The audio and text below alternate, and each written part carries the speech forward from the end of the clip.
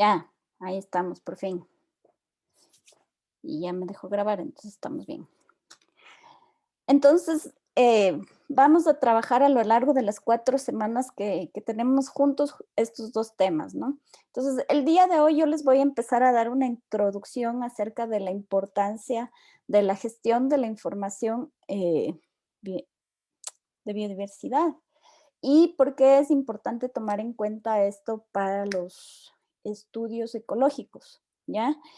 Em Después de eso, la parte más relacionada con el tema de monitoreos botánicos lo vamos a trabajar a manera de talleres basados en artículos científicos que utilizan distintas metodologías para estudiar plantas en un contexto más amplio. Puede ser monitoreos a largo plazo, puede ser monitoreos combinados con variables del ambiente, ¿no es cierto? Por ejemplo, puede ser temperatura, humedad, monitoreos en distintos tipos de ecosistemas para darles a ustedes como una idea más global, ¿no es cierto?, de todo lo que se puede hacer con las plantas. Si son lo suficientemente afortunados en el sorteo, eventualmente también, por ejemplo, van a tener la oportunidad de trabajar estudiando, ¿no es cierto?, algunos proyectos que tienen que ver con la interacción de las plantas, por ejemplo, con polinizadores o, por ejemplo, de plantas que son ingenieros ecosistémicos, o sea, plantas que tienen interacción con otras plantas para facilitar su crecimiento. Entonces, nos vamos a dividir un poquito todas estas temáticas. Eh, Pienso que como ustedes son bastantes, son 35, podemos trabajar en grupos de 4 personas máximo para justamente como dividir la estructura, ¿no es cierto?, de estos estudios, la introducción, la formulación de hipótesis, las metodologías, la presentación de resultados y les voy a explicar más en detalle cuando lleguemos a esta parte qué metodología vamos a usar. Lo que quisiera saber es si ustedes con Santiago ya tienen unos grupos más o menos fijos y quisieran seguir trabajando en esos grupos, o yo puedo ahorita armar los grupos a un poco a mi criterio. No, profe, no hemos trabajado con grupos. O sea, y sí, Ay, no con Santiago, ustedes Sí, sí empezaron con Rafa. trabajamos con grupos. Con Rafa trabajamos en Con Ya, grupo. Rafael. No. entonces partamos de cero. ¿Qué prefieren? ¿Prefieren ustedes armarse los grupos de 4 o les armo yo? nosotros. Ya, entonces verán, vamos a hacer una cosita. Antes de cerrar la sesión de la clase del día de hoy, yo voy a hacer así como un simulacro de sección de grupos. Les voy a dividir en estos breakout rooms, pero les voy a poner para que ustedes se dividan manualmente. Entonces, ustedes van a ingresar a la sala que quieran con las personas que quieran y yo le tomo un pantallazo a eso para armarles los grupos en el Moodle, ¿ya? Se me ocurre que es lo más fácil que podemos hacer. Entonces, eso vamos a hacer unos 5 minutitos antes de que termine la clase, ¿ya? Conmigo vamos a trabajar de 2 maneras distintas. Yo les voy a tratar de dar unas sesiones, unas charlas generales para tratar de cubrir la mayor cantidad, si se puede decir, de conceptos o de teoría detrás del manejo de la información de biodiversidad o de los monitoreos de plantas en estos casos, pero sobre todo nos vamos a enfocar ya más en cosas prácticas. Entonces, para todo lo que es manejo de la información, eh, yo les voy a asignar a ustedes, asimismo en grupos, eh, unos artículos y estos artículos, lo que me interesa más que el tema en sí de cada uno de los artículos es que son artículos que ya están publicados. Son artículos para los que los mismos autores de los artículos han hecho el esfuerzo de depositar su información en estos repositorios de datos que existen. Hay una gran cantidad de repositorios de datos en la actualidad. Y entonces ustedes van a tener varios insumos. Tienen el artículo, tienen los anexos a los artículos y tienen la información digital depositada. Entonces, yo les voy a pedir que usen estos artículos como una fuente de información que ustedes van a documentar como si ustedes estuvieran haciendo el estudio, y para esto ustedes van a utilizar dos plataformas distintas para que vean las diferencias de utilizar herramientas que están disponibles en línea para hacer esto o de aplicaciones gratuitas pero que funcionan solamente desde su computadora, que ofrecen la misma funcionalidad, son más completas, pero no tienen una conexión o no pueden, personas fuera de los proyectos no pueden visualizar esta información. Entonces, como para que ustedes vayan viendo las diferencias y vayan analizando a futuro qué les puede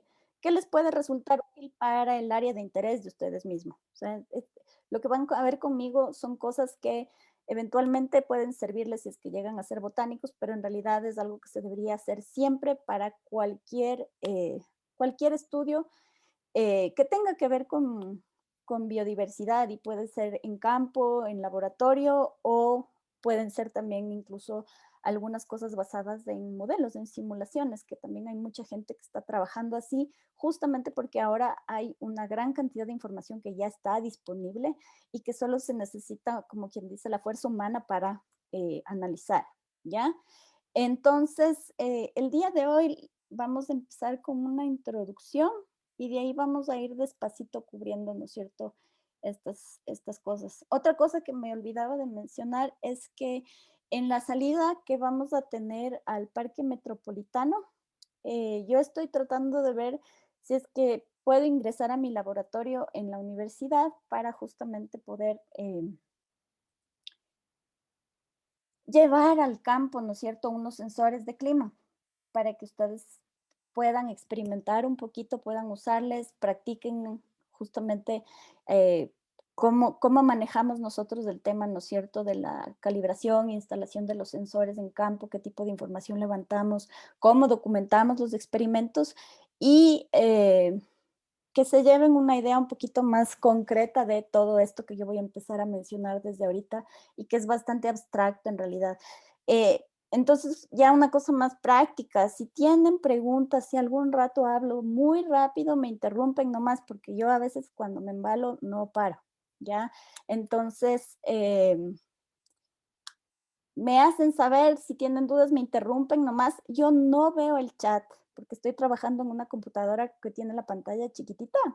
Entonces, sí necesito que si tienen dudas, simplemente abran el micrófono. Yo ahorita les voy a silenciar para poder hablar, pero si tienen preguntas, ustedes activan nomás su micrófono y me interrumpen, porque no me voy a fijar si me preguntan por el chat, ¿ya? Entonces, les comparto ahorita mi pantalla.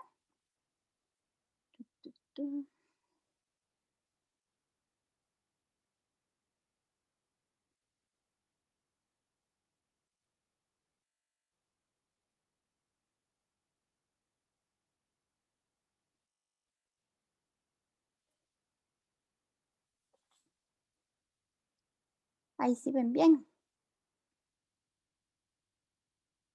Sí, profe. Ya. Ahorita solamente les silencio un ratito. Uy, ya se perdió, esperen.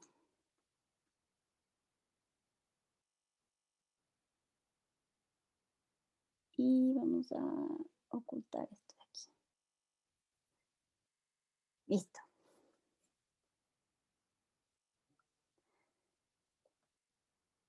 Entonces, en esta primera clase vamos a hablar del tema de la gestión de la información ecológica, ¿ya? Toda esta parte está organizada justamente para explicarles a ustedes cuál es el propósito de hacer este ejercicio de documentar la información. ¿Qué es lo que consideramos datos y metadatos cuando nosotros tenemos experimentos o tenemos proyectos, ¿no es cierto?, que tienen que ver con biodiversidad? Les voy a hablar también de una cosa que generalmente no se toma mucho en cuenta cuando uno dice que es ecólogo o que uno es etólogo o que uno trabaja con biología molecular, y es la importancia de la sistemática, de tener un sistema de clasificación que refleje, ¿no es cierto?, relaciones entre los individuos en un contexto ya más aplicado. ¿ya? Vamos a trabajar con algunas herramientas de gestión de la información, les voy a presentar, les voy a enseñar cómo se usan, les voy a dejar colgados unos demos y finalmente como evaluación de esta parte de los contenidos que yo les voy a impartir, ustedes van a trabajar en un proyecto personal justamente, como les mencioné hace un ratito, documentando la información, los metadatos, ¿no es cierto?, de estudios que ya se han hecho. Entonces, ¿cuál es el propósito de la gestión de la información de la biodiversidad?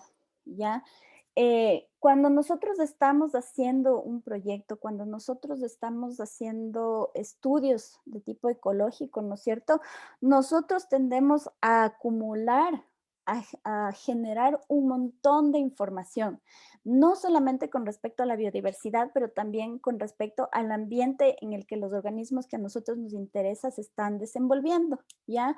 Entonces, ¿por qué nos interesa a nosotros documentar todo esto? Es porque de esta manera nosotros generamos un cuerpo de información que tiene un valor agregado, porque generamos datos que tienen la capacidad de describirse a sí mismos y esto a largo plazo nos garantiza lo que se conoce como la reproductibilidad de la información.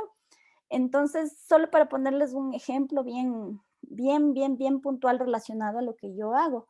Yo les había mencionado, creo que en la introducción, que yo tengo un proyecto de monitoreo de cambio climático a largo plazo, que es parte de una red mundial es parte del Observatorio Global sobre Cambio Climático y Montañas, ¿ya? Esa se llama la Red Gloria. La Red Gloria tiene como 157 sitios alrededor del mundo distribuidos en las zonas montañosas de todos los continentes, ¿ya? Y lo que hacemos es utilizar un protocolo común que levanta datos de la misma manera para justamente evaluar los efectos del calentamiento sobre los ecosistemas de montaña. Entonces yo tengo, junto con un colega de la UDLA, tenemos 3 sitios aquí en el Ecuador, uno en el Pichincha, uno en el Antizana y uno en el Volcán Altar. Yo no sé si ustedes vieron la exhibición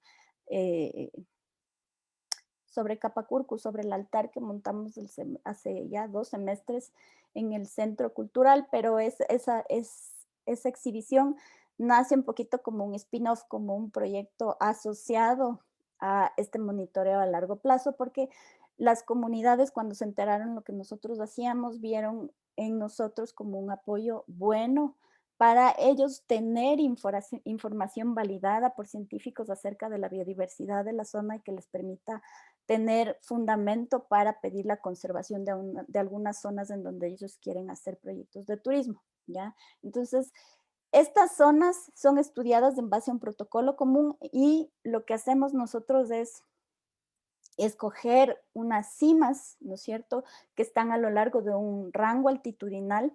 Cada cima tiene una diferencia con la siguiente de 100 metros y en estas cimas se ponen unos cuadrantes permanentes, perdón, en donde cada 5 años nosotros regresamos con esos formularios que tienen los chicos en el video en unas parcelitas chiquitas de 1 metro a registrar la cobertura, abundancia de todas las especies de plantas que están ahí.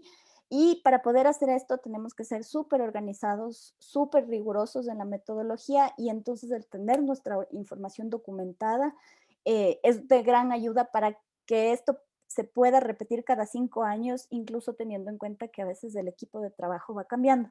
La única que que se ha mantenido como staff fijo del proyecto soy yo, ya tengo trabajando en esto desde el 2012, y Ricardo Jaramillo, que también colabora conmigo en este proyecto, pero los chicos que nos ayudan en cada uno de los muestreos va cambiando. Entonces, tener estos métodos, tener estos protocolos, estos manuales y tener documentada la información nos permite, por ejemplo, buscar errores, ver, por ejemplo, porque nosotros, además de levantar los datos de vegetación, levantamos datos de temperatura del suelo cada hora, todos los días del año, desde el 2012, o sea, imagínense la cantidad de datos que tenemos. También, por ejemplo, hacemos unos estudios complementarios de biomasa enterrando unas fundas de té. Entonces, tenemos un montón de como componentes de este monitoreo, entonces tenemos una diversidad súper grande de información, una gran cantidad de información que si uno no se organiza tiende a perderse. ¿Ya? Entonces, ya con esto en mente, con este ejemplito que les he dado, ustedes ya pueden ir infiriendo un poco por cuál es la importancia, ¿no es cierto?, de documentar un estudio ecológico, ¿ya? Entonces, la primera es que en realidad en países tan diversos como el nuestro, ¿no es cierto?, cualquier estudio ecológico que nosotros hagamos bien planteado es valioso porque aquí se desconoce muchas cosas, ¿no es cierto? Se desconoce desde la taxonomía, pasando por la historia natural, pasando por la fenología, relaciones con otros organismos. O sea, nosotros como país biodiverso somos una fuente inmensa de información valiosa para la ciencia, ¿ya? Y para que esta información adquiera un valor agregado, ¿no es cierto? Necesitamos que esta información sea lo más limpia, lo más ordenada posible, ¿ya? Además que cuando nosotros trabajamos en estudios ecológicos, ¿no es cierto? Nuestra pregunta tiene varias dimensiones. Entonces nosotros tal vez a primera vista no lo concebimos así, pero nosotros por lo general, por ejemplo, solemos tener series de datos a lo largo de tiempo, podemos tener series de datos a lo largo de un gradiente, puede ser un gradiente térmico, un gradiente altitudinal, puede ser en distintos tipos de ecosistemas. Entonces nosotros vamos generando, ¿no es cierto?, datos que son importantes para ir entendiendo y definiendo patrones ecológicos que son complejos por un lado, pero además estos patrones y estos datos, ¿no es cierto?, empiezan a contestar preguntas que van más allá de la curiosidad que uno puede tener como científico, ¿no es cierto? Todos estos estudios que hacemos nosotros sobre cambio climático, de hecho, por ejemplo, ya están siendo utilizados o estaban en su tiempo, porque, por ejemplo, nosotros compartimos toda la información de cambios de clima, de cambios de temperatura con el Ministerio del Ambiente, ¿ya? De hecho, este sitio que yo monté en el Antizana fue parte de un proyecto grande que estudiaba el retroceso de los glaciares en toda la zona andina, estaba financiado por el Banco Mundial a través de la CAN, de la Secretaría de los Países del Pacto Andino, ¿ya? Entonces, realmente la información que se generó en este proyecto fue información que se utilizó para hacer política pública, ¿ya?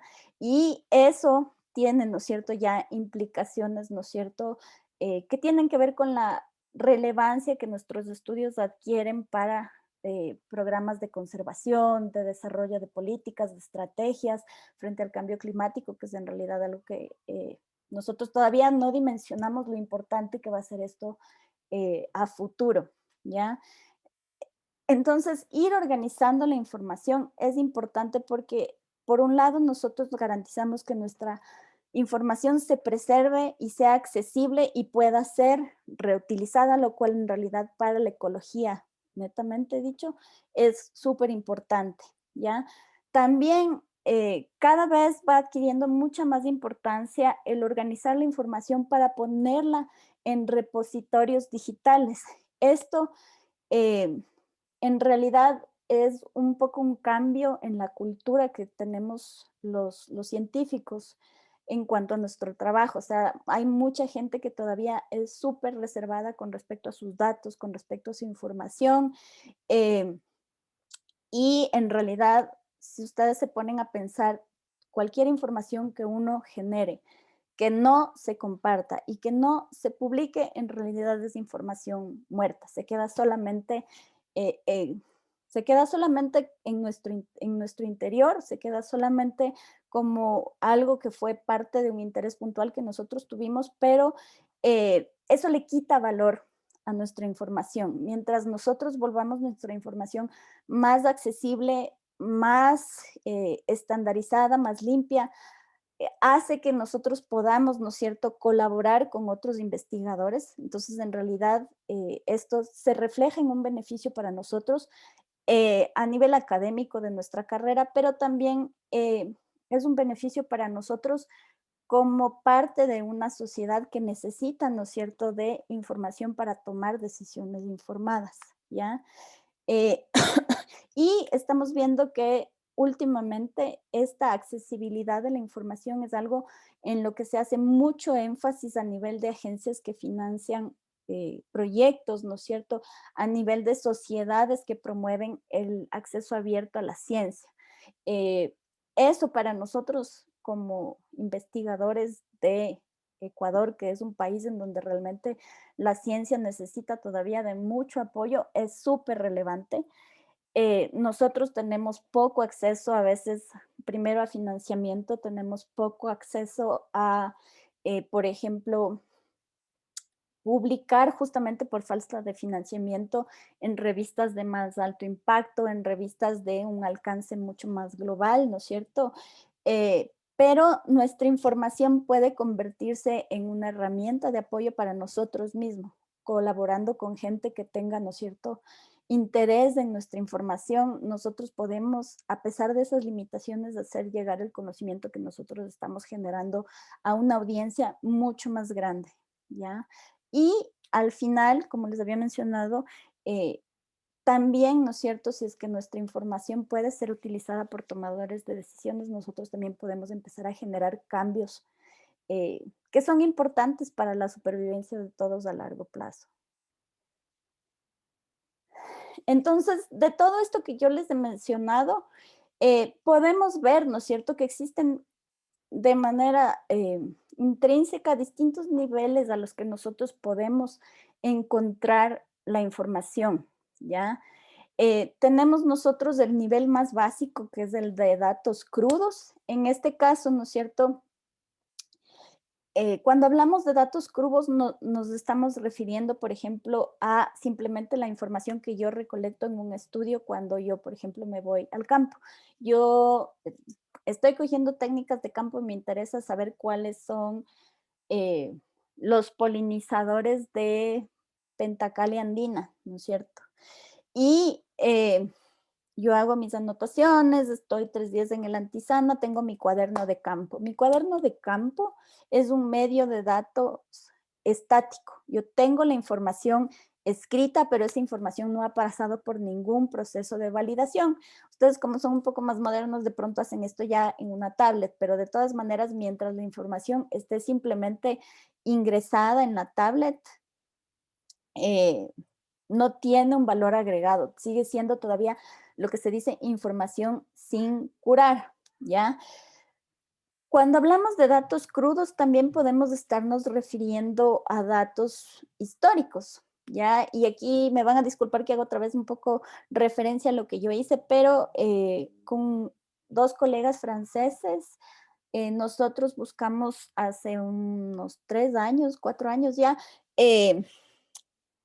reproducir la ruta que siguió Humboldt aquí en el Ecuador para justamente utilizar esos datos históricos que él generó en su expedición cuando vino acá y compararlos con la información acerca de las especies que él registró en las distintas montañas del Ecuador para ver si había cambios en el rango de la distribución de las especies, ¿ya? Ahora, cuando Humboldt vino, hizo su expedición, simplemente llegaban, ¿no es cierto?, contrataban mulas, porteadores, a veces asistentes, ¿no es cierto?, se iban al campo, él simplemente anotaba, anotaba, anotaba, anotaba en su cuaderno, y finalmente cuando las colecciones eran de vueltas, ¿no es cierto?, al museo donde él trabajaba, ahí eran identificadas por un colega que él tenía, que era en el caso de las plantas, él trabajaba con un botánico francés que se llamaba Bonpland, y él identificaba y eventualmente describía las nuevas especies de plantas que Humboldt había recolectado, ¿no es cierto?, en sus expediciones. Esta información es información cruda, está en los cuadernos de campo, está en los anexos, están las muestras depositadas en los herbarios, pero de manera no estructurada, sin curar, a veces los nombres, por ejemplo, con los cuales se menciona estas plantas en estos tratados, en estos reportes, son nombres muy antiguos, entonces son en esencia conjuntos de datos, pero no constituyen una base de datos en sí, y para poder ser utilizada tuvimos que pasar por un proceso de limpieza de esta información súper minucioso, ¿ya? También los datos crudos pueden ser lo que se conoce como bases activas. Yo me imagino que todos ustedes deben conocer el BioWeb, ¿no es cierto? Han entrado alguna vez en el BioWeb o en el Instagram, ven las publicaciones del BioWeb, donde hay como pastillitas, ¿no es cierto?, acerca de la especie del día, tienen ustedes ahí unos pocos datos interesantes, la foto, el mapa de distribución. Detrás de eso, cuando uno ingresa al BioWeb, lo que están es justamente las colecciones depositadas en los museos de la Católica, en el herbario, en el CUCAS invertebrados, en el fungario, ¿ya? Entonces, estas son bases de datos, pero están simplemente presentando la información que está presente en los armarios, en las colecciones, sin ningún tipo de análisis, ¿ya? Y finalmente, los datos crudos también pueden ser datos que vienen de estudios nuevos, de estudios ecológicos, de estudios de monitoreo. Entonces, para poder pasar de lo que se conoce como datos crudos al siguiente nivel, que es el de datos estructurados, ahí sí nosotros tenemos que pasar por un proceso que tiene que ver con la limpieza de la información levantada, la organización de esta información, tienen que pasar también por el proceso de describir los conjuntos de información, o sea, ¿qué nomás estoy recopilando yo cuando estoy haciendo, por ejemplo, un estudio sobre el samarrito pechinegro en Yanacocha y las redes tróficas? Entonces ahí, por ejemplo, yo tengo datos de, por ejemplo, frecuencia de alimentación del samarrito, puedo tener datos de concentración de néctar de las plantas en las que se alimenta el samarrito, por ejemplo. Tengo yo, por ejemplo, datos de lugares donde le gusta al samarrito pechinegro hacer sus nidos, donde le gusta perchar, etcétera, etcétera. O sea, entonces yo voy definiendo como conjuntos de datos. Estos datos ya van adquiriendo una estructura, van adquiriendo una organización y yo tengo que limpiarlos, ¿no es cierto? Entonces tengo que separar, por ejemplo, lo que tiene que ver con comportamiento, lo que tiene que ver con, por ejemplo, rangos de distribución, preferencias de hábitat. Voy identificando, ¿no es cierto?, mediante patrones, distintos tipos de información. Y entonces estos datos que están ya estructurados son los que pueden ingresar, ¿no es cierto?, a distintos tipos de herramientas de análisis de los datos o de reporte, ¿no es cierto?, y ya se convierten en datos analizados que finalmente, ¿no es cierto?, pueden derivar en publicaciones que pueden ser o científicas, como los artículos, ¿no es cierto?, o de divulgación, como justamente estas cápsulas informativas del BioWeb, donde se presenta, ¿no es cierto?, la información con un enfoque un poco más atractivo, ¿no es cierto?, mediante fotos o datos curiosos para captar el interés de la sociedad en general, pero no tanto orientada hacia un público académico, aunque igual a todos nosotros nos gusta a veces revisar eso, ¿no es cierto? Y en este caso, tanto los datos analizados como las publicaciones son ya insumos que llevando un poco la generación del conocimiento a un plan más vinculado, ¿no es cierto?, con la sociedad, sirven para apoyar a los procesos de toma de decisión. ¿Hasta ahí tienen alguna duda o alguna pregunta? Sigo nomás. Sí, perfecto. Ya.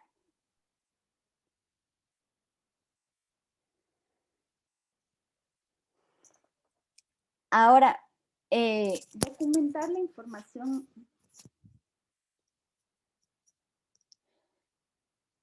y procesar la información sobre biodiversidad es algo que no es en realidad una tarea sencilla, ¿ya? A pesar de la importancia que tiene, nosotros aquí, ¿no es cierto?, empezamos, en el momento que queremos organizar nuestra información sobre biodiversidad, empezamos a dimensionar realmente todas las implicaciones que tiene, por ejemplo, ya no trabajar solamente a nivel de una sola especie.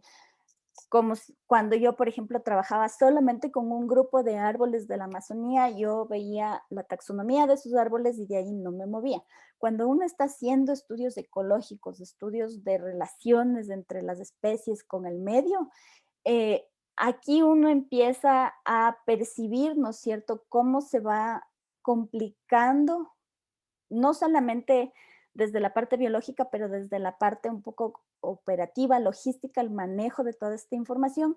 Y es porque cuando hablamos de diversidad biológica, nosotros que tenemos que tomar en cuenta distintas escalas, ¿no es cierto? A veces nosotros tenemos estudios que se hacen a escala de paisaje, estudios que se hacen a escala de ecosistemas, de comunidades, o si es que es algo bien puntual como el ejemplo del zamarrito que yo les daba hace un rato, ¿no es cierto? Está enfocado en 2 o 3 especies, pero cuando ya empieza a haber la interacción de los seres vivos con el ambiente, empieza a aparecer, ¿no es cierto?, una complejidad mayor, que por un lado presenta un reto tecnológico, porque nosotros empezamos a acumular información. O sea, solo les pido a ustedes que se imaginen en este experimento que yo tengo en el Antisana, ¿no es cierto? Tengo 4 cimas, 4 montañitas que estoy estudiando.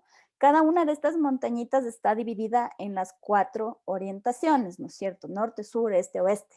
Entonces, en realidad, yo tengo, entre mis 4 montañitas, tengo 4 orientaciones distintas por cada uno, ya tengo 16, ¿no es cierto? Como quien dice, subniveles de muestreo. Y en cada uno de estos 16 subniveles, yo tengo 4 parcelas, ¿ya? Estas 4 parcelas comparten un sensor de clima, entonces yo tengo 4 sensores por cima, tengo 4 cimas, tengo 16 sensores, pero estos 16 sensores toman el dato de temperatura una vez cada hora, ¿ya? El día tiene 24 horas, yo tengo 16 sensores, ya es 16 por 24, esto por los 365 días y esto multiplicado por los 8 años que llevo de monitoreo, empieza a ser un montón de información que empieza a acumularse, ¿no es cierto? Y para la cual es necesario adoptar estándares, adoptar protocolos para el manejo y para la curación de los datos, ¿ya? Eso solo por ponerles un ejemplo súper sencillo en un caso puntual. A veces, dependiendo de los estudios que estemos haciendo, por ejemplo, yo tuve una estudiante mía, Antonella Bernardi, y yo no sé si le conocen, pero ella estaba haciendo estudios de microclima. Entonces, Antonella a veces tomaba las series de datos de microclima, no tomaba los datos cada hora, Antonella tomaba los datos cada 5 minutos. Entonces, dependiendo, ¿no es cierto?, de la temática, el nivel de complejidad se va aumentando y entonces empieza a ser una necesidad el tener o contar con una plataforma que permita, ¿no es cierto?, por un lado el manejo simple y sencillo, o sea, organizar los datos, pero que además nos brinde la facilidad de poder analizar y de esta manera llegar a divulgar, ¿no es cierto?, toda la información que nosotros vamos recopilando, ¿ya? Esto es importante porque esto justamente permite que a largo plazo, ¿no es cierto?, todo este conocimiento generado de manera metódica, de manera estandarizada, organizada por personas que generalmente suelen ser especialistas en un tema, entonces se genera, ¿no es cierto?, información con valor agregado para justamente conservar la biodiversidad. Y en este proceso, ¿no es cierto?, de organizar, de gestionar y de publicar, ya les hablé yo entonces la relevancia o importancia de que esta información esté disponible para quien quiera que la necesite, ¿no es cierto? Entonces, eso, ya pensando un poquito a una escala mucho más grande y con un objetivo más relevante a largo plazo en un país como el nuestro, puede convertirse en una estrategia, ¿no es cierto?, de conservación, porque además alrededor de la biodiversidad nosotros podemos articular el trabajo de varias instituciones de expertos nacionales e internacionales que un poco nos apoyen, ¿no es cierto?, a conservar lo que tenemos. Entonces, con esta vista así un poco rápida, ¿no es cierto?, de cuál es el propósito de documentar la información sobre biodiversidad, les voy a empezar a hablar de los distintos tipos de información que tenemos, ¿ya? Y entonces, dentro de este tema vamos a cubrir lo que son los metadatos y los datos de un proyecto y les voy a dar algunos ejemplos de estándares ecológicos que ustedes pueden encontrar disponibles y que es importante que sepan que existen porque a veces uno piensa que el estudio que uno está haciendo, si bien de pronto es una idea original, nadie ha estudiado eso en el lugar particular, en el tiempo específico en el que ustedes están, pero probablemente ya hay gente que ha tratado de levantar el mismo tipo de datos y entonces ya hay estándares para recolectar el tipo de información que ustedes piensan generar, ¿ya? Entonces, en la actualidad, cuando hablamos de información que tiene que ver con la biodiversidad, estamos hablando de un conjunto de datos que es bien diverso. Por un lado, nosotros tenemos los datos que vienen, ¿no es cierto?, de todos los estudios ecológicos que se han hecho en el pasado y en el presente, ¿no es cierto? Tenemos también en la actualidad, con mucha más importancia, información que viene de la parte molecular. Ahora es súper común que, por ejemplo, se trabaje a nivel de metagenómica. Por ejemplo, Verónica Crespo, yo no sé si ustedes han cogido clases con ella, pero ella sí está trabajando con metagenómica para lo que es el tema de la potencial identificación de macroinvertebrados que están presentes en estos ecosistemas asociados a los ríos de montaña. Entonces, sin necesidad de muestrar todos los invertebrados, tomando muestras, ¿no es cierto?, de el ADN que está presente en el ambiente, se puede generar un montón de información, tratar de identificar por lo menos grupos, ¿no es cierto?, o especies, si uno es lo suficientemente afortunado, que estén presentes en ese lugar, ¿ya? Y finalmente nosotros también tenemos un montón de información sobre las especies, sobre las entidades biológicas per se, y esto puede provenir, por ejemplo, de obras clásicas, esto es lo que queremos decir aquí con Legacy and New, se puede venir de estudios clásicos, de inventarios clásicos, como ha sido, por ejemplo, el catálogo de plantas vasculares del Ecuador, ¿no es cierto? Ese fue un esfuerzo bien grande que se hizo en el año de 1999 para tratar de catalogar todas las especies de plantas que estaban presentes aquí en el Ecuador. Entonces, lo que se hizo fue revisar las bases de datos de varios herbarios en el mundo, donde había colecciones ecuatorianas, se trabajó, ¿no es cierto?, compilando listas de especies, homologando estas listas de especies, buscando, por ejemplo, los rangos de distribución, si esas especies son nativas, si son introducidas, si son cultivadas, ver si esas especies son endémicas y toda esa información está disponible en el catálogo, ¿ya? Entonces, este tipo de datos asociados a las especies también nos brindan a nosotros información en general, ¿no es cierto?, de apoyo acerca de la biodiversidad. Y cuando integramos todo esto, nosotros podemos tener, ¿no es cierto?, portales ya más completos como el BioWeb o como el GBIF, que brindan esta información a manera de síntesis, ¿no es cierto? Uno busca una especie y ahí, por ejemplo, salen los datos de distribución, ecológicos, taxonómicos, etcétera, etcétera. Entonces, ¿qué es lo que nosotros consideramos a datos asociados a biodiversidad? La biodiversidad, ¿no es cierto?, es la variación de organismos vivos que nosotros encontremos documentada, ¿no es cierto?, en distintas fuentes.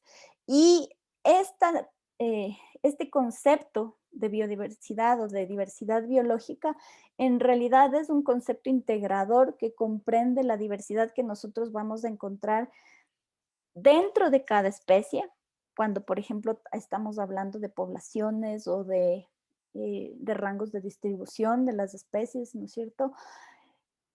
También comprende la diversidad que hay entre especies, pueden estas ser más o menos relacionadas, no importa, y también comprende la diversidad de los ecosistemas cuando ya pasamos a una escala de paisaje, una escala regional, ¿ya? Entonces, dentro de este concepto, nosotros podemos ya ir viendo que existen distintas fuentes de las cuales provienen estos datos. Entonces, estos datos pueden venir de estudios moleculares, ¿no es cierto?, en donde la bioinformática, ¿no es cierto?, es la herramienta que va a ayudar, ¿no es cierto?, a gestionar esta información y analizarla. Tenemos información, ¿no es cierto?, sobre no solamente los genes, pero también sobre las proteínas. Tenemos también datos ecológicos, ¿no es cierto? Y aquí la herramienta, así como había la bioinformática, está la ecoinformática, ¿no es cierto? Ahora se trabaja mucho con modelamiento a partir de los datos que se pueden recolectar, ¿no es cierto? También hay datos asociados a la biodiversidad que no son datos propios de las entidades biológicas, pero que tienen una estrecha relación con estos. Entonces, dentro de los datos asociados a biodiversidad están todos los datos, por ejemplo, que tienen que ver con clima. Puede ser a nivel macro o puede ser a una escala de microclima. Entonces, ahí, por ejemplo, ustedes tienen precipitación, tienen, por ejemplo, temperatura, y en temperatura ustedes pueden tener temperaturas máximas, medias, mínimas, número de días con máximos de temperatura en el año, número de días con nieve permanente.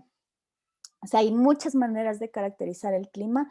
Hay datos asociados a los distintos tipos de vegetación, o sea, datos que no son propios de la especie, pero de la comunidad en donde la especie se está desenvolviendo. Podemos tener datos sobre los flujos energéticos, por ejemplo, tasas de transpiración, tasas de intercambio de gases. También tenemos, por ejemplo, tasas de relaciones entre las especies, frecuencias de visitas, por ejemplo, si son polinizadores efectivos o no, si es que tienen relaciones, por ejemplo, endosimbióticas con, qué sé yo, por ejemplo, con algunas algas, o si es que, por ejemplo, son plantas parásitas, con qué especies están relacionadas, etcétera, etcétera. ¿Ya? Tenemos ya información que es propia de las especies y de los organismos, ¿no es cierto? Podemos aquí tener número de individuos juveniles, de plántulas, reproductivos, número de individuos con frutos, con flores, etcétera, etcétera. Y además podemos también ir recopilando información acerca de la taxonomía, de los nombres que se les ha dado, de sus relaciones, ¿no es cierto?, con otras especies y a datos de un tipo más bien evolutivo, ¿no es cierto? Podemos también empezar a recopilar datos morfológicos, anatómicos. Entonces, esto poco a poco puede ir escalando, ¿no es cierto? Y puede ir adquiriendo mucha más complejidad, ¿ya? Y solo para ponerles, ¿no es cierto?, un ejemplito. Nosotros tenemos aquí este estudio, ¿no es cierto?, de los cormoranes de roca en Argentina. De aquí, ¿no es cierto?, nosotros podemos levantar datos acerca de la frecuencia de anidación, de si son monógamos, etcétera, etcétera. Yo no sé exactamente, eh, no conozco detalles de esta especie, pero lo que les quiero enseñar aquí es que nosotros podemos, por un lado, ¿no es cierto?, levantar información sobre la especie, cuántos huevos ponen en cada puesta, cada cuánto son las puestas, tamaños, por ejemplo, del macho y de la hembra, puedo tener datos de comportamiento, ¿no es cierto? Pero además, por ejemplo, yo puedo, sabiendo en dónde fueron avistados estos especímenes de esta especie, ¿no es cierto?, generar mapas, ¿ya? En el momento en el que yo eh, empiezo, ¿no es cierto?, a limpiar y organizar mi información, yo ya paso de tener simplemente datos a tener realmente información. Entonces, por ejemplo, cuando yo combino los datos de hábitat con los datos de ocurrencia, por ejemplo, yo puedo, utilizando el ArcGIS, que eso creo que ya vieron con el Santi, ¿no es cierto?, yo empiezo a generar información. Yo ya analizo mis datos y ya produzco conocimiento nuevo, ¿ya?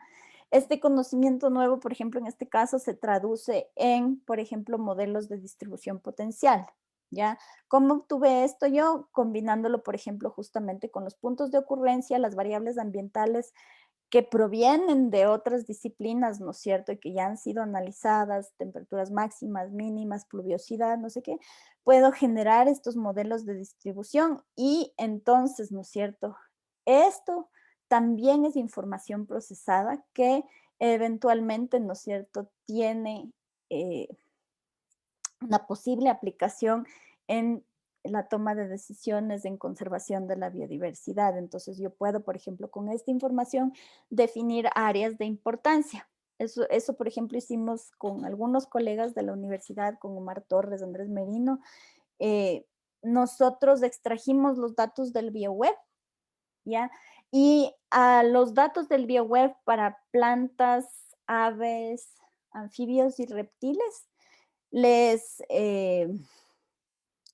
combinamos, ¿no es cierto?, con las capas de áreas protegidas que hay en Ecuador para ver cuán representativas son las áreas protegidas en cuanto a diversidad de especies e identificar zonas que potencialmente necesitan incluirse dentro del Sistema Nacional de Áreas Protegidas para que éste conserve la mayor cantidad de especies en el espacio más eficiente y a un costo más eficiente, ya teniendo en cuenta que a veces todas estas políticas de conservación necesitan de un presupuesto por detrás, ¿no es cierto?, para mantenerse a largo plazo.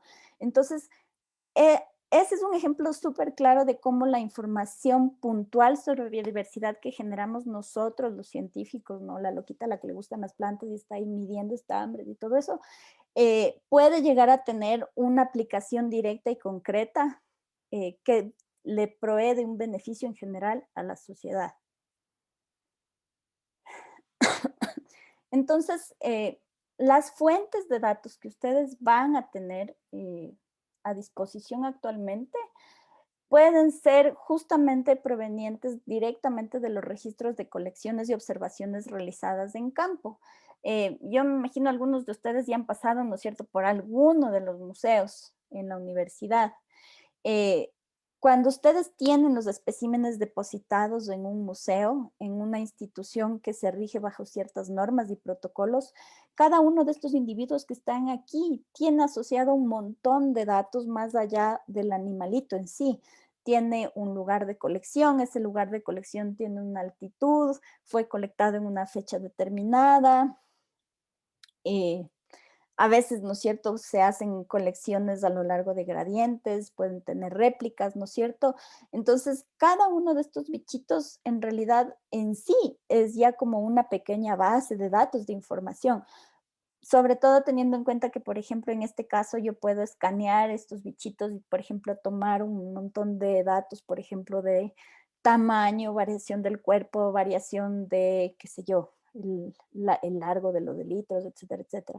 Entonces, estas colecciones que en realidad están depositadas en los museos son también súper valiosas en ese sentido, al igual que la información que viene directamente de estudios hechos en campo. Entonces uno puede tratar de combinar todo esto para realizar análisis un poco más robustos, más interesantes. ¿Ya? De ahí también tenemos un montón de fuentes de datos que ya son datos procesados. Por ejemplo, todo el tema de datos que provienen de sensores remotos de cobertura, por ejemplo, todas estas imágenes espectrales que ahora nos dan la posibilidad, por ejemplo, de inferir contenidos de carbono por píxeles, ¿no es cierto?, para saber cómo está compuesto un ecosistema en particular. Todo eso es información adicional que se puede utilizar para estudios ecológicos. Tenemos un montón de bases de datos taxonómicas o bases de datos de historia natural y también a la antigüita, ¿no es cierto? Los recursos bibliográficos, todos estos recuentos históricos, estudios ecológicos hechos hace mucho tiempo atrás, pero que tienen, ¿no es cierto?, documentada su información, son fuentes súper valiosas de datos para estudios ecológicos, ¿ya? Entonces, cuando tomamos en cuenta las fuentes de los datos, nosotros vamos distinguiendo que hay categorías de datos, ¿ya? Entonces, en realidad, los especímenes de los herbarios, de los museos, los datos de observaciones, por ejemplo, de charapas en el Cuyabeno, las distintas muestras de tejido, por ejemplo, que nuestros colegas herpetólogos toman cada vez que, por ejemplo, colectan algún sapito para sus estudios filogenéticos, ¿no es cierto? Todo esto son lo que se conoce como datos primarios. Son datos que están hechos y asociados acerca de la ocurrencia de un organismo, independientemente de cuál sea este organismo, ¿ya? Y Entonces, en este caso yo les he puesto un ejemplito, ¿no es cierto? Aquí está una plantita que tenemos nosotros en el herbario. Este es el holotipo de una Posinacia, de una especie de trepadora. Y entonces toda la información que yo tengo aquí registrada en mi etiqueta, ¿no es cierto? Me da a mí información acerca de qué entidad taxonómica es, dónde fue colectada, cuándo fue colectada, en qué condiciones fue colectada. Esta, por ejemplo, tenía flores en el momento que se fue colectada y se le encontró, ¿no es cierto?, alrededor de una sabana a una cierta latitud, a una distancia, ¿no es cierto? Y en un tiempo determinado. Entonces yo tengo aquí varios tipos de datos, pero todos estos son datos primarios. O sea, esto constituye en sí una observación concreta y específica en un lugar y en un tiempo determinado.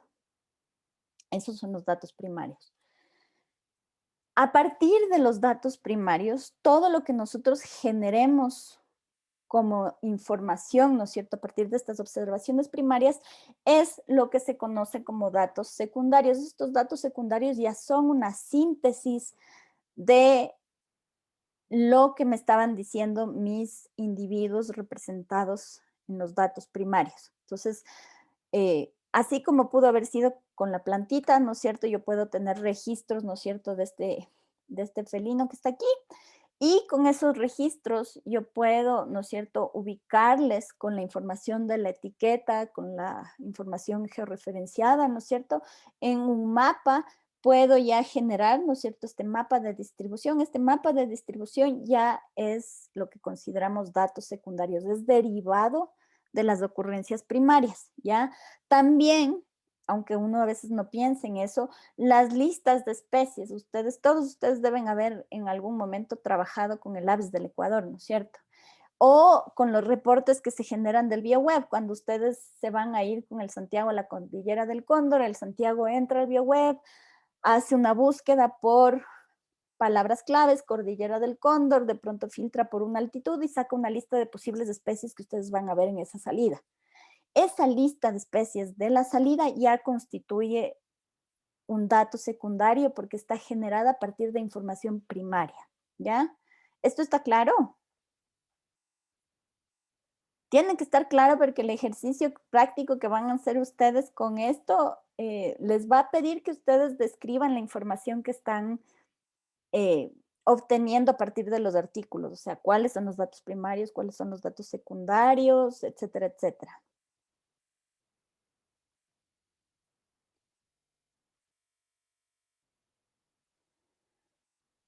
Y entonces nosotros podemos encontrar varias plataformas actualmente, ¿no es cierto?, que en el momento en que nos dan información sobre biodiversidad pueden cubrir varias escalas. Como les mencioné hace un ratito, ¿no es cierto?, por ejemplo, el BioWeb es una fuente de información no solo de datos primarios, porque ustedes pueden pedirle que simplemente les despliegue los registros, ¿no es cierto? Y entonces ustedes ahí ven cada uno de los individuos, pero también a partir de esos individuos se pueden generar un montón de información secundaria.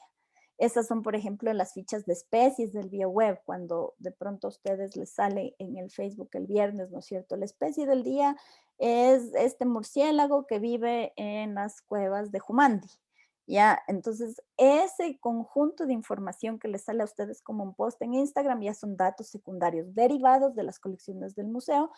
Hay plataformas que hacen accesibles solamente datos primarios, ese es por ejemplo el GBIF. O sea, el GBIF uno puede entrar a buscar simplemente registros, datos primarios acerca de las especies, pero también hay como buscar fichas de especies y entonces ahí todos los catálogos, ¿no es cierto?, que se hacen acerca, por ejemplo, de la flora del Ecuador, el catálogo de epífitas de la mata atlántica del Brasil, eh, el, el catálogo de hongos comestibles, por ejemplo, de, qué sé yo, los bosques montanos, todo eso ya son, ¿no es cierto?, datos secundarios que han sido integrados o analizados de una u otra manera. Tenemos, además de esto, también disponible y asociado a la información sobre biodiversidad, algunas bases de datos como el VHL que está aquí, que se dedican a hacer accesible literatura sobre biodiversidad. Entonces, todos aquellos tratados o libros antiguos generados a partir de las expediciones que vinieron, ¿no es cierto?, con los exploradores del Nuevo Mundo, como se le llamaba en ese entonces. Eso, por ejemplo, puede ser accesible a través de este portal. Por ejemplo, aquí uno puede revisar justamente los diarios de viaje, por ejemplo, de Humboldt y Bonpland, de Hipólito Ruiz y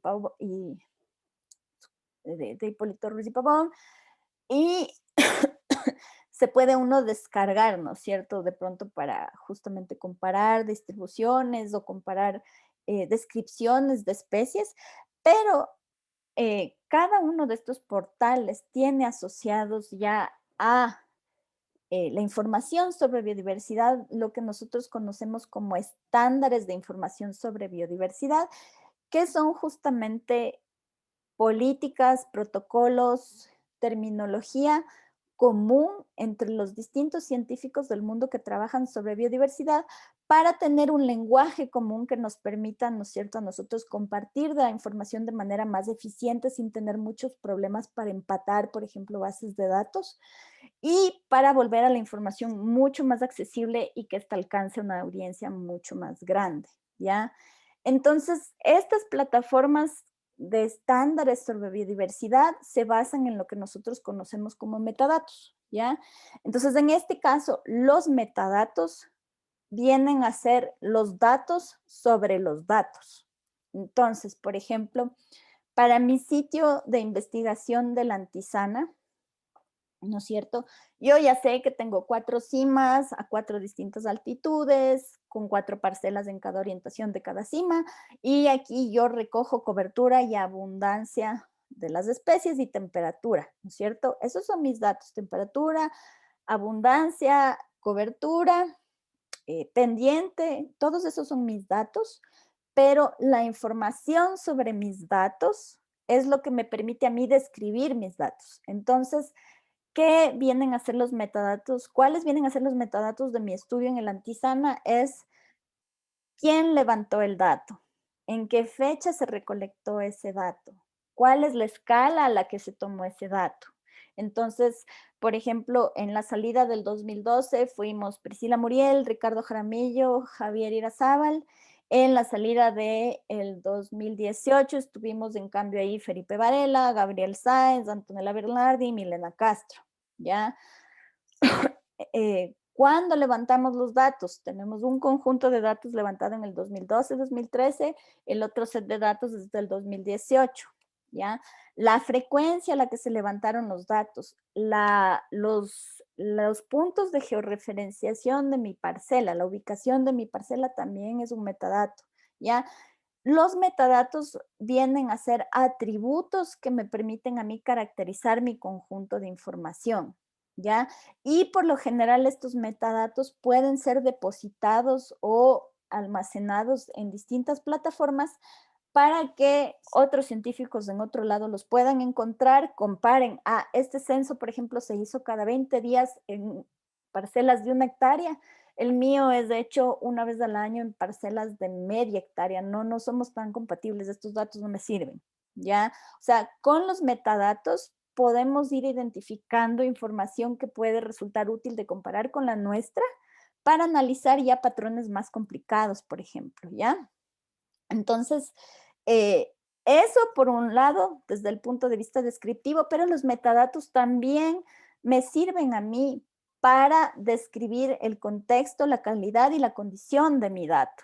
Entonces, por ejemplo, en este estudio que hicimos con los colegas del museo para identificar las áreas prioritarias de conservación de la biodiversidad, nosotros utilizamos especímenes de los museos, pero no utilizamos todos. Utilizamos aquellos que habían pasado por un proceso de georreferenciación, de asignación de una ubicación espacial precisa, utilizando una metodología estandarizada, y si es que pasando, ¿no es cierto?, el punto de ubicación por esta metodología, nosotros determinamos que ese dato es útil para modelar, lo utilizamos. Hay ocasiones en las que, por ejemplo, la etiqueta de herbario o del Museo del Cucás dice solamente Cuyuja a 50 kilómetros de la carretera con dirección este, pero no les dice nada más. Es como una descripción de la localidad súper vaga. Esa, por ejemplo, es una localidad súper difícil de georreferenciar. Ese dato, entonces, tiene una incertidumbre alta para su ubicación, ¿no es cierto?, en cuanto a coordenadas geográficas, y entonces ese dato no es útil para georreferenciar. Esto era súper común con las colecciones que se hacían, ¿no es cierto?, cuando yo estudiaba hace un montón de años.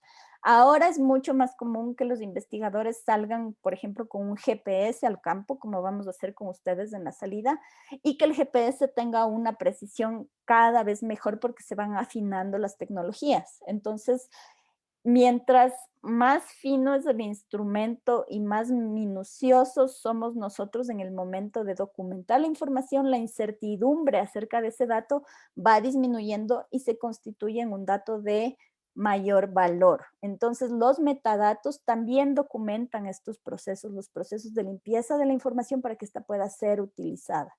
Ya, por ejemplo, para hablar desde otro tipo de datos, si yo estoy haciendo un estudio que trate de entender el recambio de especies en un río de glaciar en función de el gradiente altitudinal y de la cercanía a otros cuerpos de agua, ¿no es cierto? Entonces ahí, por ejemplo, yo voy a tener muestras que voy a ir tomando cada cierto rango altitudinal, ¿no es cierto?, con una cierta frecuencia, pero por ahí, por ejemplo, a mí se me mezclaron mis recipientes de dos altitudes donde yo estaba muestrando.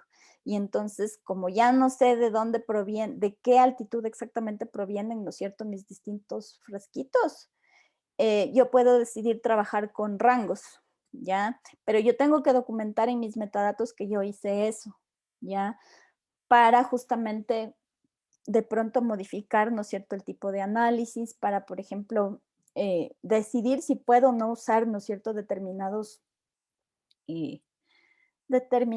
muestreos, porque tal vez los tengo que sacar por la incertidumbre. Entonces, los metadatos nos ayudan a nosotros a ir tomando todo este tipo de decisiones, ¿ya?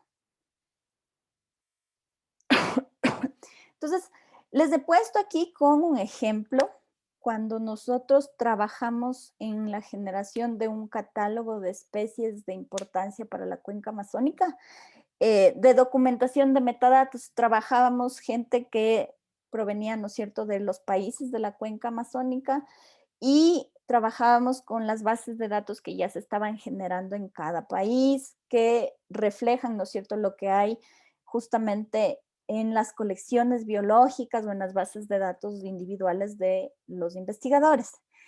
Esta información pasó luego por un proceso de organización y digitalización, ¿no es cierto?, y de homologación, porque como son datos provenientes de distintas fuentes, no necesariamente tienen, ¿no es cierto?, un protocolo común detrás. Entonces, se tuvo que buscar maneras, ¿no es cierto?, de organizar estos datos para que tengan sentido, y a partir de esto se generaron tablas, bases de datos, informes, mapas. Esto ya es información secundaria, ¿no es cierto? Esta información es la que entra al proceso de documentación de los metadatos. Entonces, nosotros vamos identificando conjuntos de datos, ¿no es cierto?, que se caracterizan por tener cualidades en común. Entonces, por ejemplo, yo puedo tener datos de distribución, puedo tener datos de fenología, de ubicación. Algunos tienen, ¿no es cierto?, una implicación espacial. Entonces, tengo que también documentar, ¿no es cierto?, esta parte espacial.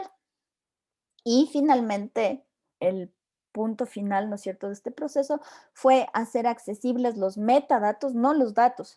Ya hacer accesibles los metadatos es bastante, porque entonces la comunidad en general puede saber que, qué sé yo, en esta dirección electrónica hay un portal que tiene información sobre peces de la Amazonía y dice, por ejemplo, que museos albergan este tipo de información o qué personas, qué especialistas tienen esta información, en base a qué datos se generaron estos mapas, ¿ya? Entonces, estos metadatos ya nos dan una idea como global, ¿no es cierto?, de la información que nosotros podemos encontrar, y si los metadatos están bien generados, van a apuntar, ¿no es cierto?, hacia las fuentes originales, donde se puede ir a recuperar los datos propiamente dichos, si es que esto es de nuestro interés, ¿ya? Entonces, este proceso ayuda justamente a que la información sobre biodiversidad se vuelva más accesible, ¿ya?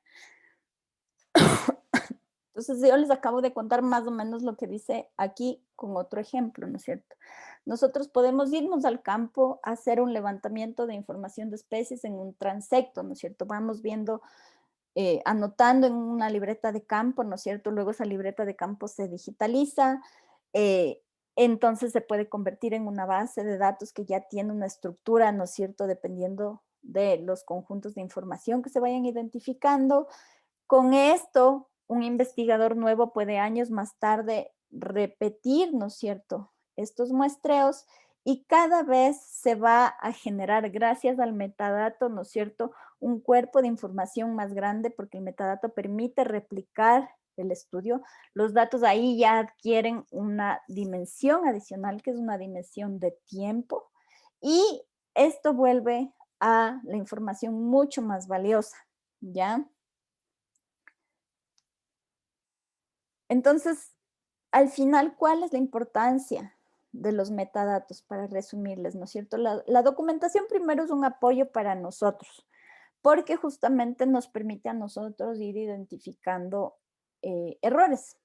De los 3 sitios de monitoreo que les comenté tenemos en la universidad, el sitio de la Antisana fue instalado y medido una vez en el 2013 y fue remuestreado en el 2018, sin problema, sin mayores inconvenientes, porque nosotros ya aprendimos del proceso que pasamos en el sitio del Pichincha. El primer muestreo del sitio del Pichincha, el del 2012, fue repetido 3 veces. Y fue repetido 3 veces porque las personas que salieron al campo, por ejemplo, no dejaron ubicados los puntos en donde se instalaron los sensores en la cumbre del Palo Encantado. Entonces perdimos 4 sensores. Después, ¿no es cierto?, nos dimos cuenta que ellos no habían registrado las esquinas de las parcelas que se muestrean. Y con las fotografías no podíamos volver a ubicar esos puntos. Era súper difícil y no documentaron eso, además de la fotografía, con los formularios que había que llenar. Hubo que volver a instalar esas parcelas, ¿ya? Y después, en el tercer intento de instalar ese sitio, la misma red de parcelas con las que trabajamos cambió la metodología para registrar las coberturas en el cuadrante de 1 por 1. Entonces ya no registrábamos las coberturas en todo el metro cuadrado, sino que la grilla, ¿no es cierto?, el marco que nosotros ponemos sobre la vegetación para registrar cobertura fue dividido en 100 cuadraditos de 10 por 10 centímetros y había que reportar la cobertura identificando cada uno de estos cuadraditos para que la parcela se vuelva como una radiografía que puede ser estudiada a lo largo del tiempo para ver cambios, incluso simplemente a nivel de análisis de imágenes, ¿ya? Entonces fue un tercer proceso. Si todo esto hubiera sido documentado debidamente en el primer intento de muestreo, nos hubiéramos ahorrado 2 muestras. Entonces, documentar los datos es de importancia primero para nosotros, para quienes generamos la información. Luego, el documentar los datos mediante los metadatos hace que nuestra información sea más accesible, pero también nos permite establecer políticas de acceso y uso a nuestros datos. Entonces, por ejemplo, en esta red de monitoreo que tenemos nosotros,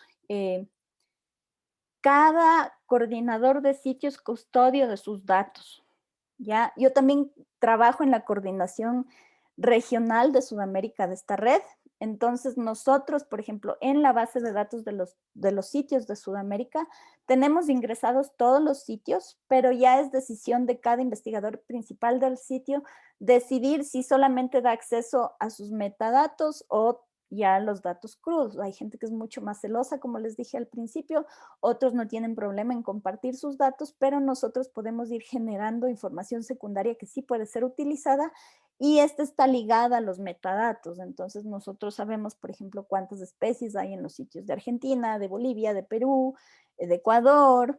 Sabemos más o menos los rangos altitudinales a los cuales se pueden encontrar algunas de las especies. Eso se va asociando a los metadatos como cuándo se hicieron los muestreos, cuál es la escala, qué tipo de datos cuenta cada sitio, porque hay sitios que tienen solo sensores de temperatura, otros tienen pluviómetros, otros hacen un análisis adicional de biomasa. Entonces, cada sitio tiene sus propias características y nosotros podemos en un portal informar, ¿no es cierto?, si estos datos son accesibles en general o si hay que contactarse con el coordinador de sitio para, en función de unas políticas comunes, ¿no es cierto?, brindar acceso a los datos, ¿ya? Entonces, a largo plazo, a lo largo del tiempo, los metadatos son importantes porque son lo que va a permitir que la información no pierda valor en el tiempo. Y para ilustrarles de esto,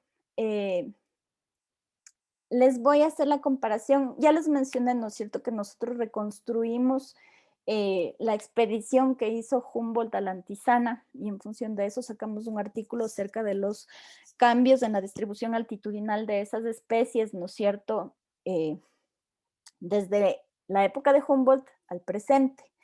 Esto pudimos hacer nosotros porque Humboldt es uno de los científicos más minuciosos que ha existido a lo largo, ¿no es cierto?, del tiempo. Humboldt realmente tomó sus datos con una precisión asombrosa para la época porque era muy minucioso, trajo un montón de equipos, por ejemplo, para medir la altitud en función de la presión, trajo, por ejemplo, kits para analizar la composición, ¿no es cierto?, de los distintos ecosistemas en cuanto a sustrato, ¿no es cierto?, en cuanto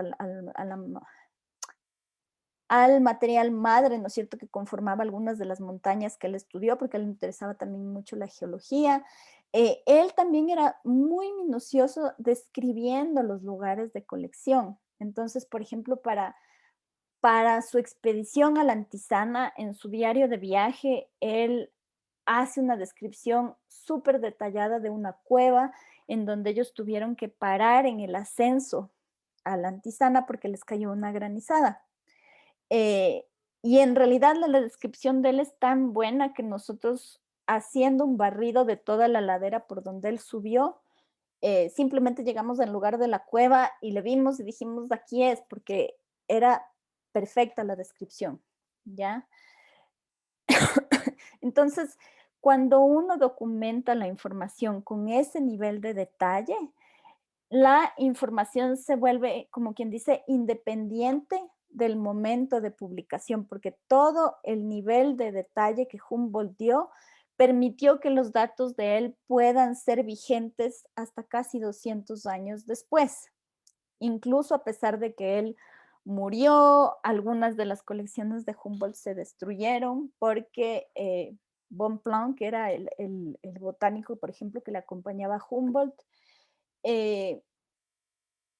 cuando ellos regresaron a Europa, Bonpland se deprimió, ya no quería seguir describiendo especies, tuvieron que contratar a un botánico alemán, a Otto Kunze, y él fue el que describió la mayoría de las especies, obviamente bajo el nombre de Humboldt, Bonpland y Kunze, y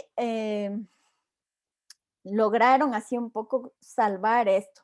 Luego, cuando Bonpland murió, su familia repartió las colecciones, ¿no es cierto?, que él tenía sin llevar cuenta, ¿no es cierto?, de a quién le dieron qué números de colección y ahí la información simplemente se perdió, que es lo que ustedes ven aquí en esta parte de la curva, ¿ya? De todas maneras, el caso de las colecciones de Humboldt no es tan dramático.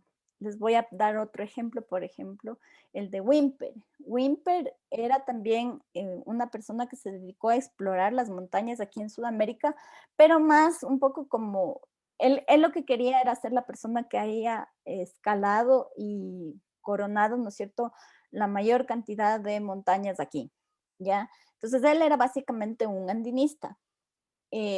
Hacía colecciones, no solo de plantas, también de insectos, por ejemplo, pero de manera no tan metódica, no muy sistemática, a veces acompañado de personas que trabajaban con otras metodologías. Y entonces nosotros tenemos también un proyecto financiado por National Geographic para estudiar las colecciones de Whymper y retrasar sus rutas aquí en Ecuador, pero este ha sido un poquito más complejo justamente por eso que les menciono, o sea, no documentó su información de manera muy rigurosa. Entonces, por ejemplo, hay registros de especies que constan en sus relatos que no están respaldados por una colección de herbario. Entonces, nosotros no podemos confirmar la identidad taxonómica. Pasa lo mismo, por ejemplo, con algunas de las especies de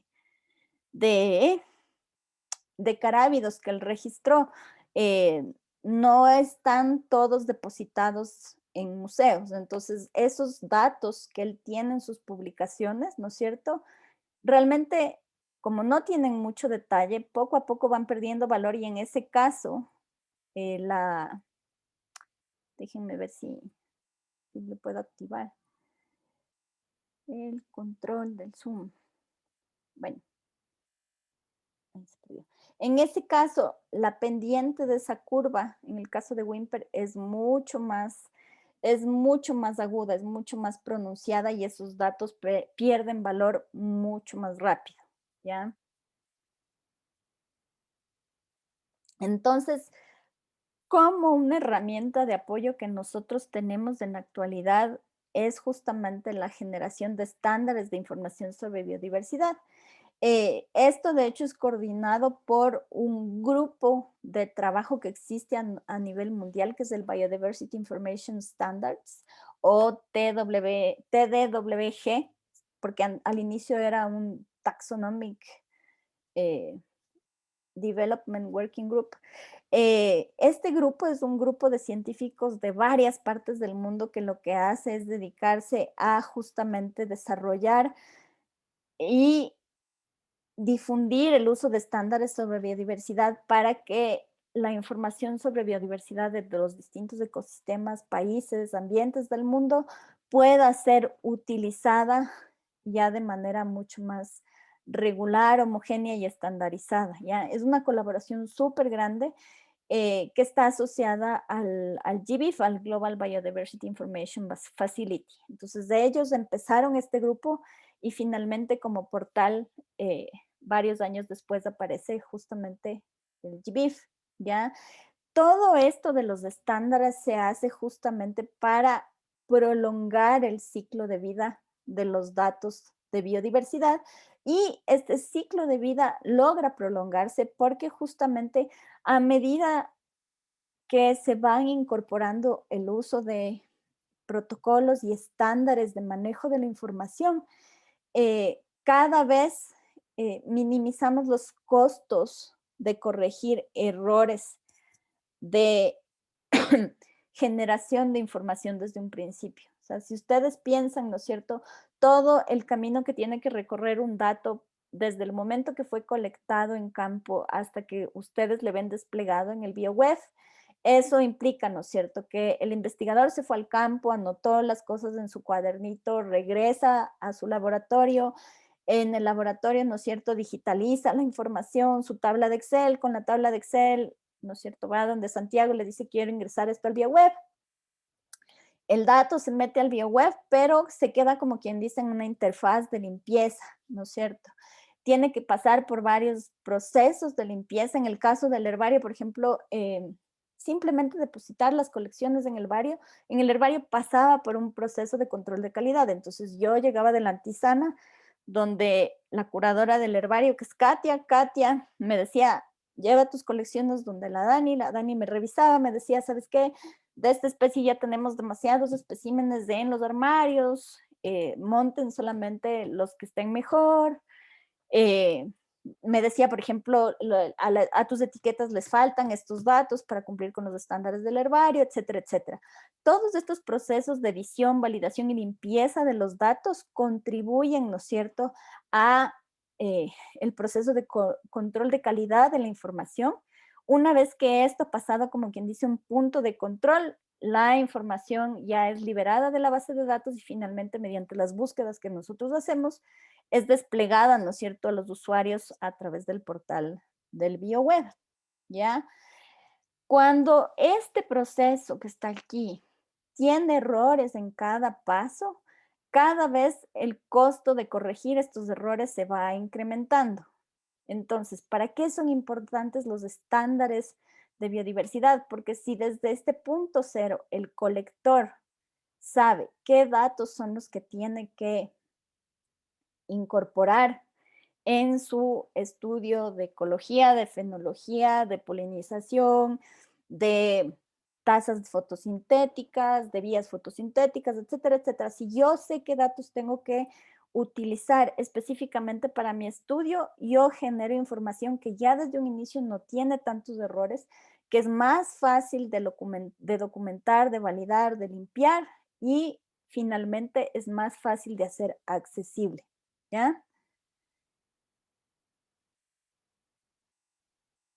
Entonces, a lo largo del ciclo de vida de los datos de biodiversidad, nosotros podemos ir identificando distintas etapas. La primera es la más sencilla, es la que hacemos todos en campo, es la recolección. Cuando yo llego, ¿no es cierto?, de mis monitoreos de la Antisana con mis datos colectados en mis formularios de campo, esos formularios de campo tienen que ser digitalizados, ¿ya? Entonces yo tengo unos formularios grandísimos donde aparecen mis 100 cuadraditos de mi metro cuadrado que muestreo por parcela, donde voy anotando la cobertura de todas mis especies. Luego, por ejemplo, pasamos por un proceso de edición, porque por ejemplo en campo no sabíamos que esa plantita que le encontramos sin flor, de hecho es una, qué sé yo, me invento, un Calamagrostis rígida, ¿ya?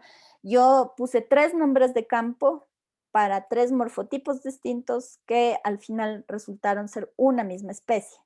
Entonces yo tengo que editar mis bases de datos, sumar, por ejemplo, o separar, eso también nos puede pasar coberturas, tengo que chequear los nombres científicos, validar, para finalmente poder generar una base de datos que luego, por ejemplo, se vaya a la página de la red de monitoreo y que yo sepa que en el Antisana tenemos no solamente Calamagrostis rígida, pero también Calamagrostis difusa, ¿ya? Entonces, en el primer paso, cuando hablamos de recolección de datos, y este es el ejercicio que vamos a hacer con ustedes en el Parque Metropolitano, ¿no es cierto? Yo, además de los datos acerca de mis entidades biológicas, colecto, por ejemplo, datos geográficos. ¿Dónde estoy?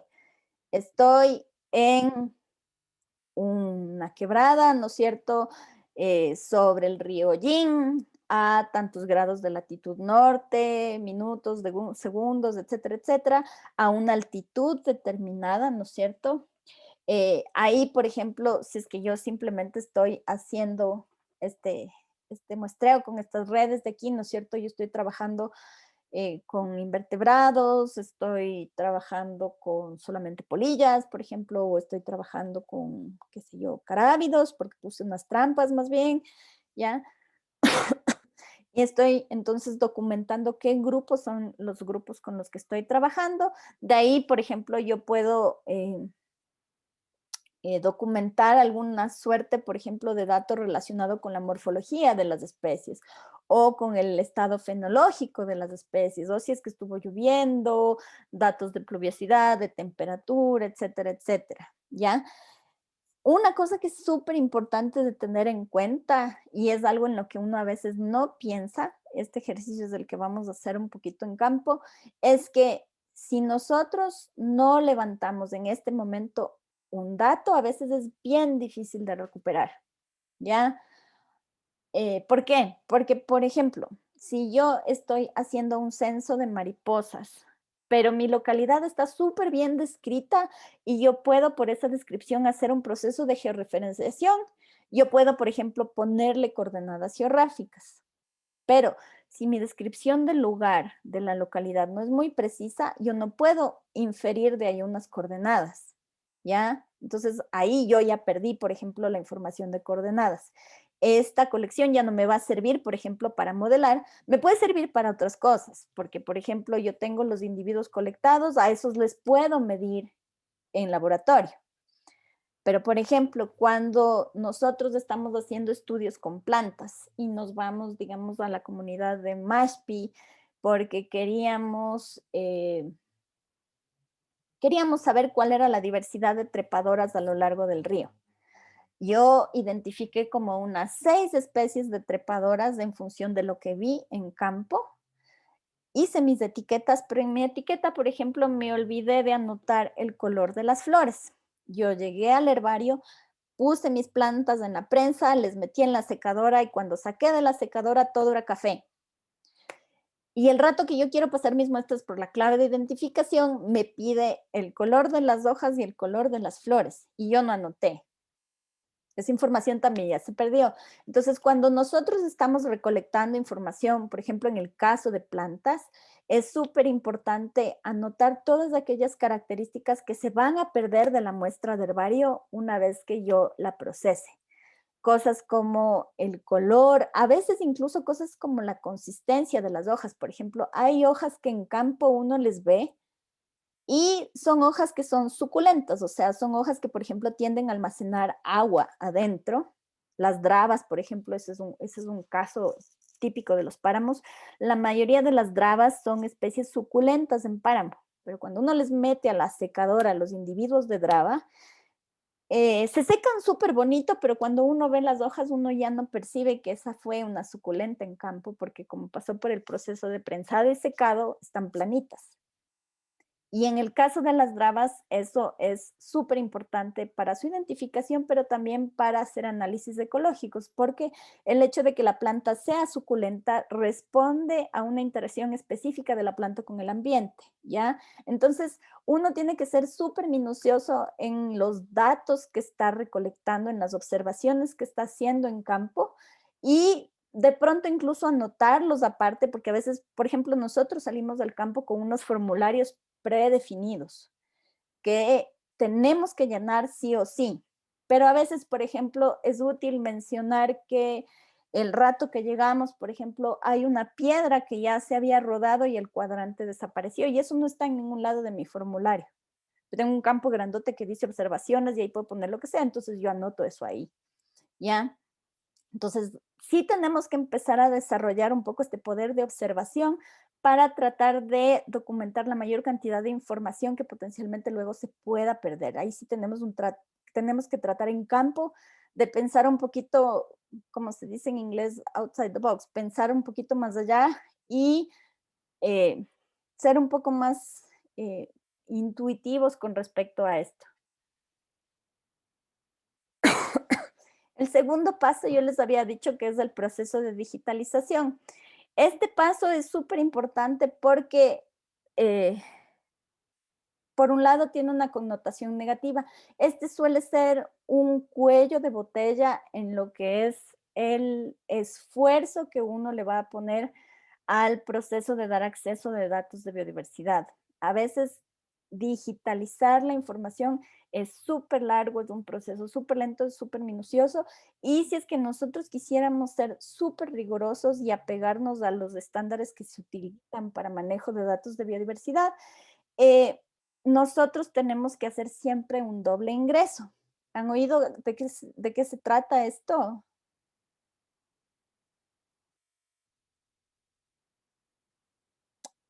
No, profe, yo no he escuchado. Eso quiere decir que, por ejemplo, cuando nosotros salimos al campo, voy a regresarme un ratito a una diapositiva anterior. Cuando yo salgo al campo y yo recolecto mis datos, yo tengo este formulario, por ejemplo, ¿ya?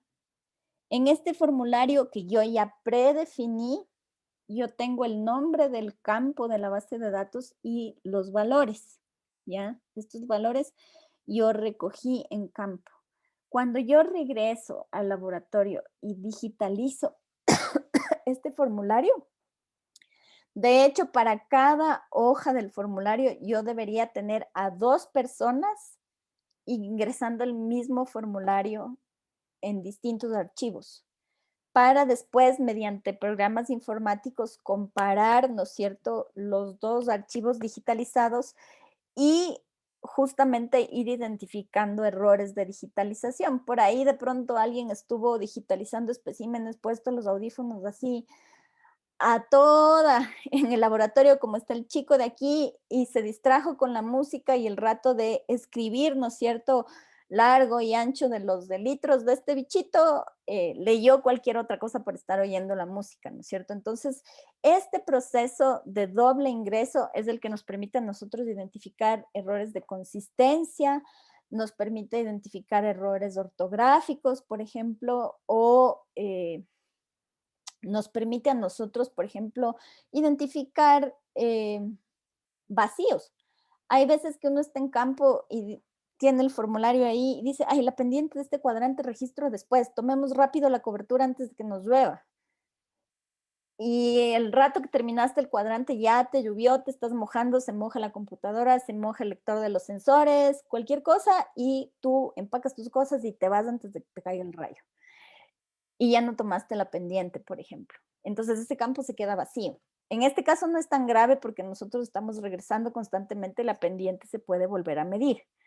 Pero ¿qué tal que yo no pudiera regresar a ese mismo punto? Ya se quedó vacío, ¿no es cierto? A veces el campo está vacío, tú piensas que eso fue lo que te pasó, pero si haces el doble ingreso, en el archivo ingresado por la segunda persona, ese campo sí está lleno, entonces ahí solamente es un error de consistencia. ¿Ya? Entonces, el proceso de digitalización por esto es largo, porque hay que ser súper minuciosos y esto nos permite generar, ¿no es cierto?, ya un producto con una mayor calidad, ¿ya? Entonces, una vez que llegamos a este punto, a nosotros, por ejemplo, para explicarles esto con un ejemplo, estamos en campo, somos un grupo de 4 personas, generalmente es un botánico con un anotador, ¿ya? Entonces, lo que hacemos es dividirnos los cuadrantes. Y de pronto, el año que hicimos el remuestreo, aparece una especie que yo por lo menos no le había visto hace 5 años, pero no sé cómo se llama. Entonces yo le voy a poner Pernetia chiquita. Y Ricardo encuentra por sus cuadrantes la misma planta, pero bueno, a él no le parece tan chiquita, él le va a decir Pernetia nueva, ¿ya? Nosotros por lo general, cuando encontramos plantas nuevas, especies nuevas que no existían o cosas que están en estado infértil, siempre colectamos una muestra de referencia para luego pasar, por ejemplo, por un proceso de reidentificación. Entonces vamos al herbario, comparamos las muestras. Ahí, por ejemplo, nos damos cuenta que mi pernetia chiquita y la pernetia nueva de Ricardo son lo mismo y se les pone el mismo nombre científico, ¿ya? Eh, También, por ejemplo, aquí en este proceso se enlaza, por ejemplo, a los especímenes colectados con, por ejemplo, los datos de telemetría. Eso es lo que hacen Santi y Ale, por ejemplo, en el museo, ¿ya? Tú hiciste colocaciones, por ejemplo, también pusiste redes, encontraste algunos individuos, les marcaste, después regresas y haces de nuevo telemetría. Entonces, aquí, en este proceso de edición, validación y curación es donde tú puedes enlazar, ¿no es cierto? Por ejemplo, tus datos que vienen de la ecolocalización o los datos que vienen de los anillos, de las bandas, ¿no es cierto? Con los especímenes del museo, ¿ya? También este proceso nos permite identificar errores. Por ejemplo, aquí nos ha pasado varias veces que nosotros en campo, por ejemplo, cuando trabajamos con gramíneas, las gramíneas, las poáceas, no se preocupen, son feas para todos nosotros, incluyendo los botánicos que amamos las plantas. Las gramíneas son súper difíciles y son difíciles de identificar porque uno tiene que tener mucho entrenamiento, son muchísimas especies. A veces cuando uno revisa las claves hay que fijarse en unos caracteres que uno en campo no se fijaría jamás. Y entonces, por ejemplo, en algunos cuadrantes ya nos pasó todo lo que nosotros llamábamos Poa cuculata, en realidad es un conjunto como de 3 especies. Entonces nos ha tocado volver al campo, ¿no es cierto? Ya con el ojo un poquito más entrenado después de haber ido al herbario a verificar. Y, por ejemplo, volver a tomar la cobertura y dividirla, porque ya no es la cobertura de una sola especie, sino de 3.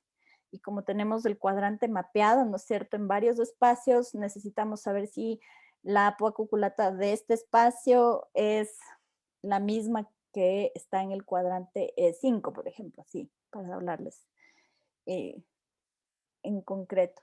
Entonces, en este paso nosotros podemos corregir la mayoría de los errores, ¿ya? Luego, ¿no es cierto? Con estos datos nosotros podemos hacer varias cosas. Entonces, por ejemplo, aquí yo les he puesto un mapita en donde está codificado por colores, ¿no es cierto? La riqueza, o sea, el número de especies de parientes silvestres de todas las plantas que se cultivan en los países de Centroamérica, ¿ya?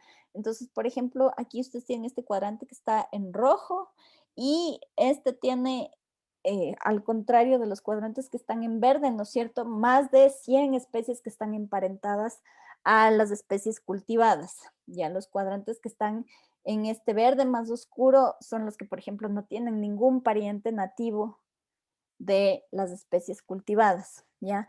¿Cómo supimos todo esto? O sea, yendo a cada uno de estos lugares, poniendo parcelas, por ejemplo, en cada uno de estos lugares, en esas parcelas documentando la riqueza y abundancia, ¿no es cierto?, de los parientes de las especies que se consideran cultivadas.